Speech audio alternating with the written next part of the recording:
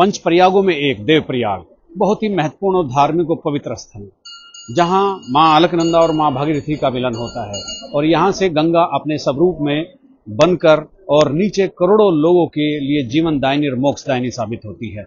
मैं इस देवप्रयाग को आपको समझाता हूं। देवप्रयाग देखिए, ये भागीरथी नदी है और ये भागीरथी नदी इनको राजा भगीरथ पृथ्वी पर लेकर के आए थे और ये भागीरथी नदी है और बहुत तेजी से, बहुत वेग के साथ ये ऊपर की तरफ से आती है और इसका जो उद्गम स्थल है वो गंगोत्री है और गंगोत्री से शुरू होकर ये फिर देवप्रयाग में आकर अलकनंदा के साथ इसका संगम होता है और फिर ये जो है गंगा बन जाती है। दिलीप के पुत्र भागीरथ के तप से प्रसन्न होकर गंगा ने पृथ्वी पर आना स्वीकार किया था। गंगा के वेग को शिव ने अपनी जटाओं में संभाला और भागीरथ को पीछे चलकर गंगा समुद्र तक पहुंची और भागीरथ के द्वारा गंगा को पृथ्वी पर लाने का कारण यह भागीरथी भी कहलाई।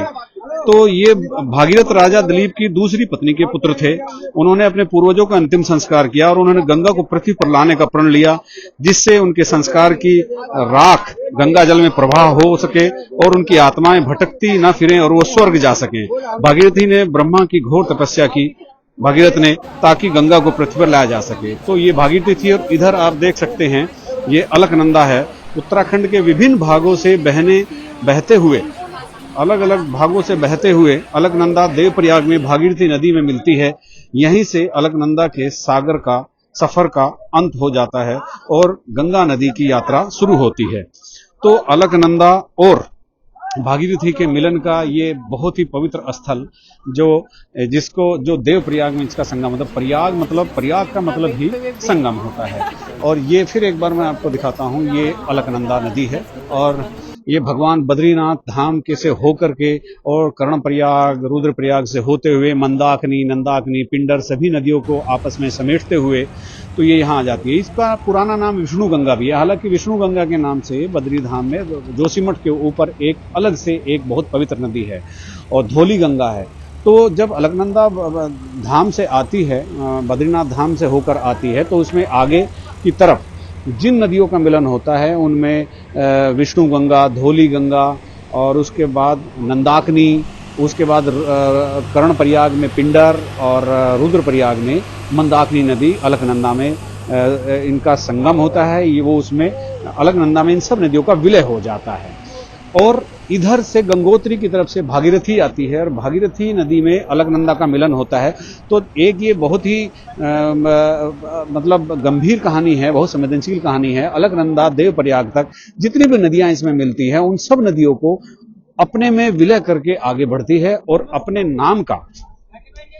नाम का अस्तित्व रहता है। अलकनंदा का यहां तक अस्तित्व रहता है। जितनी पुरानी पीछे की तरफ तमाम नदियां कर्णप्रयाग, देवप्रयाग, नंदप्रयाग और जोशीमठ में मिली हैं, विष्णुप्रयाग में मिली हैं, उसके बावजूद अलकनंदा का वजूद रहा। अलकनंदा का वजूद यहां आकर भागीरथी में जब मिलती है तो उसका वजूद खत्म हो जाता है और भागीरथी और अलकनंदा मिलकर एक बहुत पवित्र पतित पावनी नदी का उद्गम होता है। यहाँ से उसका स्वरूप पैदा होता है जिसको हम मां कहते हैं, उसका नाम है गंगा। तो गंगा यहाँ से आगे हरिद्वार और जितने भी तमाम जहां तक गई है और जब गंगा सागर में जाकर समुद्र में मिली है तब तक इसका नाम यहाँ से गंगा है। गंगा की वजह से ये अच्छा, अब एक कहानी देवप्रयाग की भी है। देवप्रयाग में चूंकि ये बहुत सैकड़ों हजारों साल पुरानी बात है, एक देव शर्मा नाम के व्यक्ति थे और उन देव शर्मा ने कठोर तपस्या की और उनके नाम पर ही इसका नाम देवप्रयाग पड़ा। तो इसके साथ ही जो रघुनाथ का मंदिर भी यहाँ इसके ऊपर है और रघुनाथ के मंदिर का जो यहाँ से आपको दिखाई नहीं तो नहीं देगा, लेकिन भगवान राम का एक मंदिर भी यहाँ पर है। ये संगम स्थल है, यहाँ हमेशा चहल पहल रहती है, लोग पूजा अर्चना कराने आते हैं, मुंडन कराने आते हैं, तमाम ऐसी चीजें यहाँ पर होती हैं जो एक पवित्र स्थान पर, धार्मिक स्थान पर होती रही है।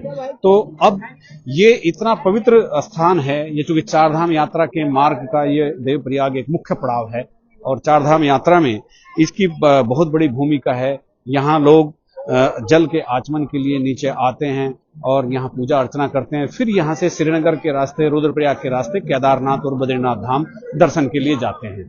तो देवप्रयाग में राम मंदिर का होना ये एक बहुत ही एक ऐसी बात है जिससे ज्यादातर लोग अनजान हैं। जब रावण के वध के बाद माता जानकी के साथ भगवान राम अयोध्या लौटे तो उन्हें लगा कि रावण ब्राह्मण था और ब्रह्म हत्या का पाप उनके सिर पर लग गया है। तो उन्होंने यहाँ सैकड़ों साल इसी संगम स्थल पर यहाँ पर ऊपर तपस्या की। और ये भी एक बहुत खूबसूरत संयोग है। भागीरथी को राजा भगीरथ लाए थे। राजा भगीरथ राम के पूर्वज थे और उसी भागीरथी के ऊपर राम का मंदिर बनाया जहां उन्होंने सैकड़ों साल ब्रह्म हत्या के दोष से मुक्त होने के लिए अपनी तपस्या की थी।